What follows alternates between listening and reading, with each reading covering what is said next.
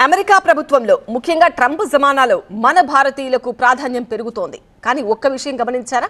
భారతీయ మూలాలున్న వివేక్ రామస్వామికి చివరి క్షణంలో కీలక పదవి దక్కలేదు. దీనికి కారణం ఏంటి?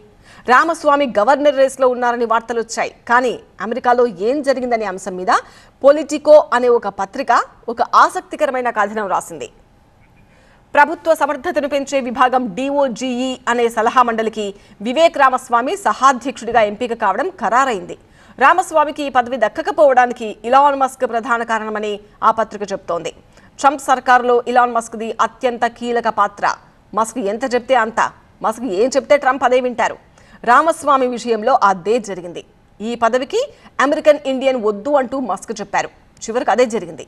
ఇంతకు వివేక్ రామస్వామి చేసిన తప్పేంటి? ఆయన డిసెంబర్ 26 నాడు ఒక ట్వీట్ చేశారు.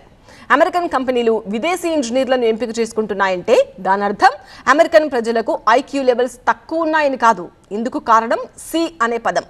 C అంటే కల్చర్ అని అర్థమని ఆయన వివరించారు.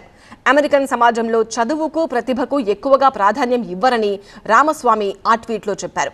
విదేశాల నుంచి వచ్చి స్థిరపడిన పేరెంట్స్, అమెరికాలో స్థానిక పేరెంట్స్ తమ పిల్లల చదువుకి ఇస్తున్న ప్రయారిటీకి చాలా తేడా ఉందన్నారు ఆయన. మనం మేల్కొనకపోతే చైనా ఆధిక్యం చూపిస్తుందని రామస్వామి నాటి ట్వీట్లో కరాఖండిగా చెప్పారు.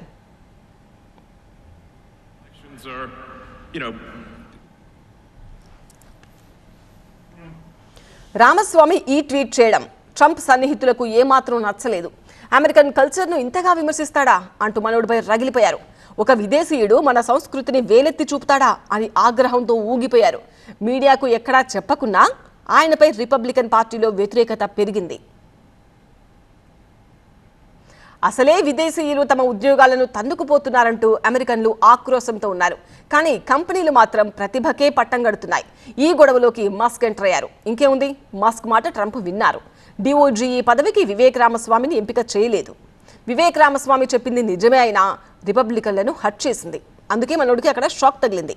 ఇప్పుడు మనం అయ్యో పాపం రామస్వామి అనుకోవాల్సిందే.